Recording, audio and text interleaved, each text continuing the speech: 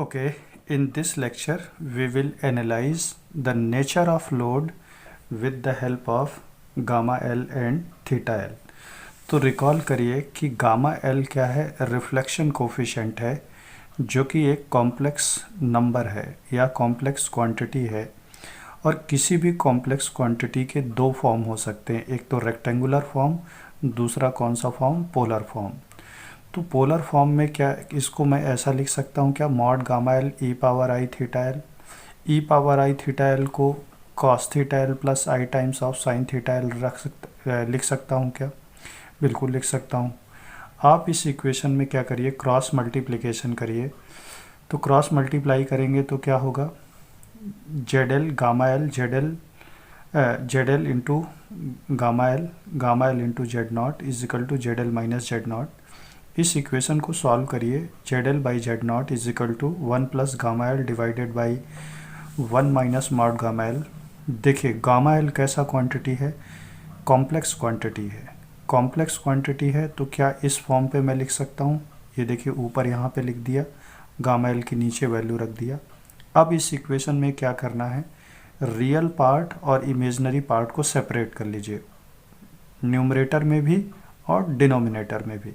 तो चलिए न्यूमरेटर में देखिए 1 plus mod gamma L cos theta L real part, mod gamma L I times of sine theta L imaginary part. इसी तरीके से डिनोमिनेटर में 1 minus mod gamma L cos theta L real part minus mod gamma L I times of sine theta L imaginary part. इसको rationalise करिए, rationalise करेंगे तो यहाँ पे इस तरीके से करेंगे, ये मैंने पिछले लेक्चर में एक्सप्लेन किया है। और इसको कैसे सॉल्व करना है ये भी पिछले लेक्चर में एक्सप्लेन किया है, चलिए फिर भी देख लीजिए। ये रियल पार्ट है, ये इमेजनरी पार्ट है, इसको रेशनलाइज किया तो real part plus imaginary part, real part plus imaginary part. नीचे देखिए a minus B, A plus B, ऐसा फॉर्म बन रहा है क्या, a minus B multiply by A plus B क्या बनता है, A square minus B square.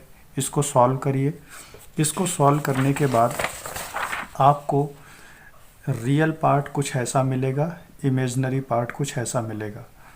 आपके लिए सजेशन ये है कि आप खुद से एक बार पेन पेपर उठाइए, इसको सॉल्व करिए, आपको रियल पार्ट ऐसा मिलेगा, इमेजनरी पार्ट ऐसा मिलेगा।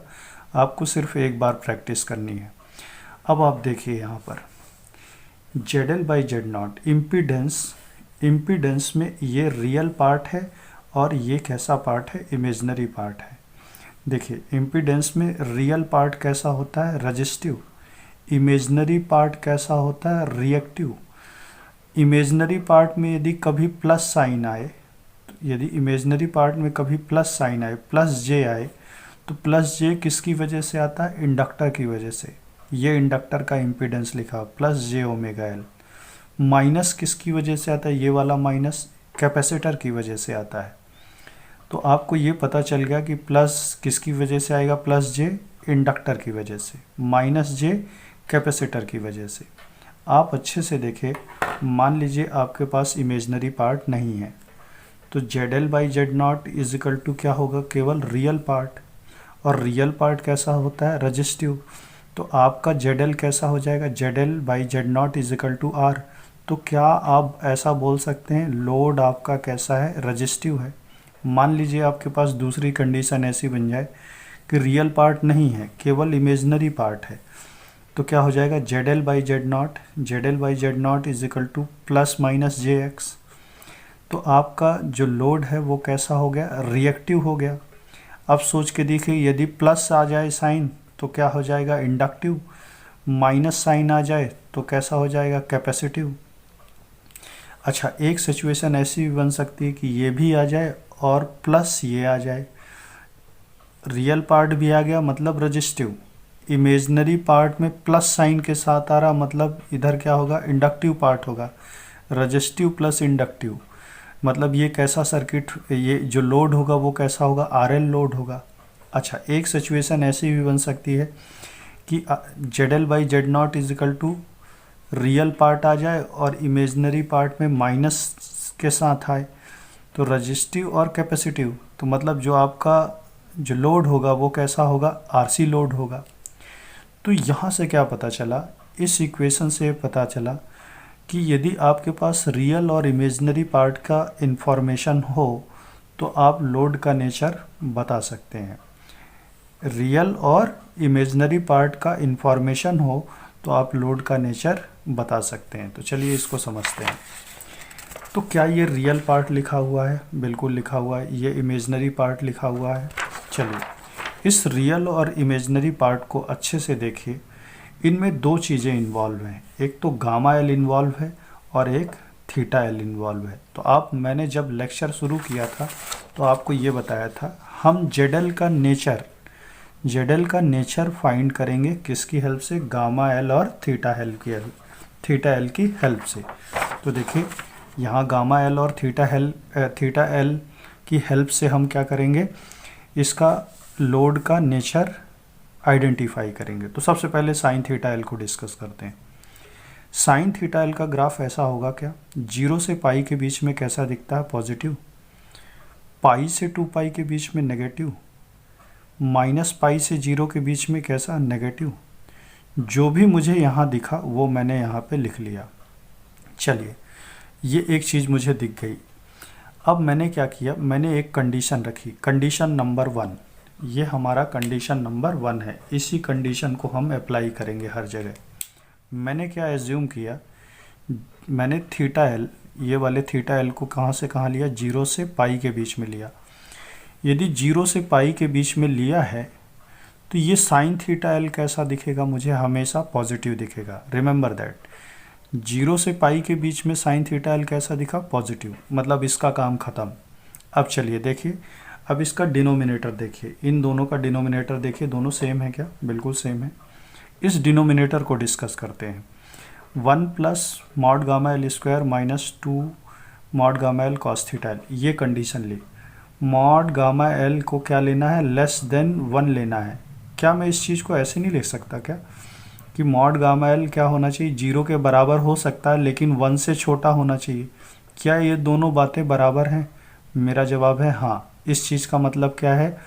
मॉड गामा एल की वैल्यू लेस देन 1 है। इसका मतलब क्या है? 1 से कोई भी छोटा वैल्यू, मतलब 0 से 0, 0.1, 2, 3, 0.3, 0.4 ऐसा कुछ भी ले सकते हैं आप। तो चलिए अब डिस्कस करते हैं। पहला चीज़ देखते हैं, पहला एक एग्जांपल लेते हैं। चलो मॉड गामा एल 0.5 लिया और थीटा एल कितना लिया? पाई/2। पहले चेक करिए, क्या mod gamma L less than 1 है? बिल्कुल है। 0.5 क्या है? लेस देन 1 होता है। बिल्कुल है। क्या थीटा एल 0 से पाई के बीच में है? हाँ बिल्कुल है। चलिए इन दोनों वैल्यूज़ को इसमें, ये डिनोमिनेटर की जो इक्वेशन थी उसमें रखते हैं हम। तो ये क्या आ जाएगा? 1 प्लस 0.5 का square minus 2 mod gamma L की value 0.5 cos theta L, cos pi क्या होता है? 0।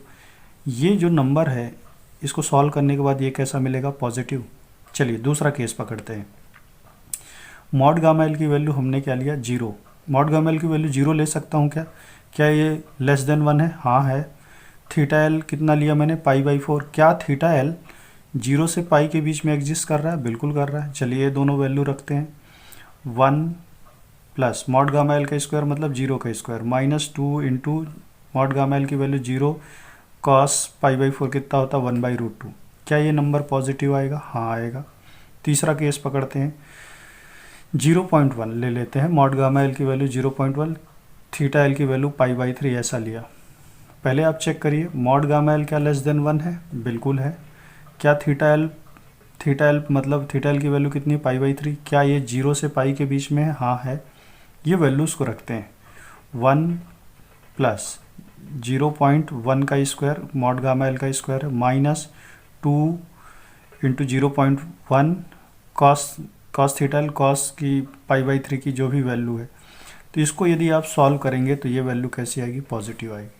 मैंने क्या कंक्लूज़न निकाला कि यदि mod gamma L less than 1 है और थीटा एल 0 से पाई के बीच में है तो ये जो डिनोमिनेटर है वो क्या आ रहा है? हमेशा पॉजिटिव आ रहा है। डिनोमिनेटर कैसा आ रहा है? पॉजिटिव आ रहा है। ये मैंने एक बात कंक्लूड कर ली। दूसरी चीज़, मैंने एक चीज़ और भी कंक्लूड करी थी, याद करिए। 0 से पाई के बीच में साइन थीटा एल भी कैसा था? 0 से पाई के बीच में साइन थीटा एल कैसा है? पॉजिटिव है। आप देखिए क्या क्या चीज़ें पॉजिटिव आ गई, डिनोमिनेटर पॉजिटिव आ गया और ये साइन थीटा एल पॉजिटिव आ गया, इतनी चीज़ें पॉजिटिव आ चुकी हैं। चलिए इसको और सॉल्व करते हैं। अब एक काम करते हैं, हमने क्या लिया, अब हमारी जो स्टोरी है वो मॉड गामा एल पे डिपेंड करेगी। अब देखिए मॉड गामा एल को कैसा चूज़ करना, लेस देन 1। तो मॉड गामा एल यदि लेस देन 1 है तो चलिए कुछ एग्जांपल ले लेते हैं। मॉड गामा एल की वैल्यू 0.1 चूज़ करते हैं। तो ये इसको देखिए 1 माइनस 0.1 का स्क्वायर, ये कैसा आएगा, पॉजिटिव आएगा। देखिए अभी इस पे ही क्यों फोकस कर रहे हैं, इसका रीज़न क्या है, क्योंकि हमने इसके बारे में जान चुके हैं कि 0 से पाई के बीच में ये क्या है, पॉजिटिव है, डिनोमिनेटर पॉजिटिव है, डिनोमिनेटर पॉजिटिव है, सिर्फ अब ये बचा है। तो इसलिए हम इसी पे फोकस करेंगे।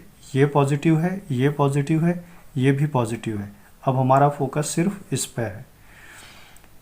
गामा एल की वैल्यू 0.1 रखा तो ये कैसा आया, पॉजिटिव। गामा एल की वैल्यू 0 रखा तो भी पॉजिटिव। गामा एल की वैल्यू 0.5 रखा तो भी पॉजिटिव। क्या ये सभी वैल्यूज़ लेस देन 1 हैं? बिल्कुल है।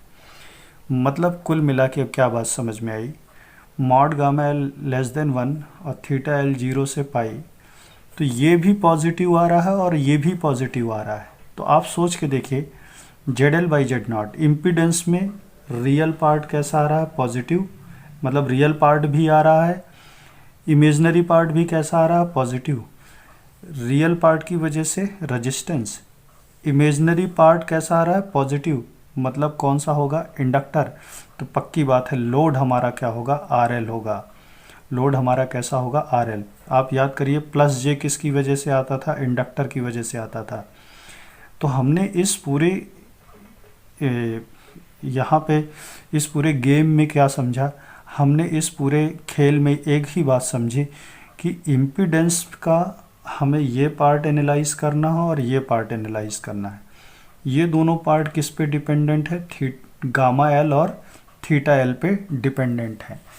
तो आपने जो थीटा एल क्या चूज़ किया, 0 से पाई, तो 0 से पाई के बीच में साइन थीटा पॉजिटिव, और ये जो डिनोमिनेटर भी आ रहा है वो भी कैसा आ रहा है, पॉजिटिव।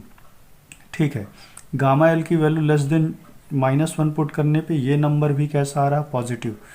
मतलब कि यदि मैं इसको सॉल्व करूँगा तो इसमें रियल पार्ट भी आएगा और इमेजनरी पार्ट किस साइन के साथ आएगा, पॉजिटिव साइन के साथ आएगा। रियल पार्ट की वजह से रेजिस्टेंस, प्लस जे टाइम, प्लस जे किसकी वजह से, इंडक्टर की वजह से। तो पक्की बात है जो लोड का नेचर होगा वो कैसा होगा, आर एल लोड होगा। तो in next class we will see the next part of this lecture. Hopefully आपको ये समझ में आया होगा। If you like this lecture then please like, subscribe and share it. Thank you very much.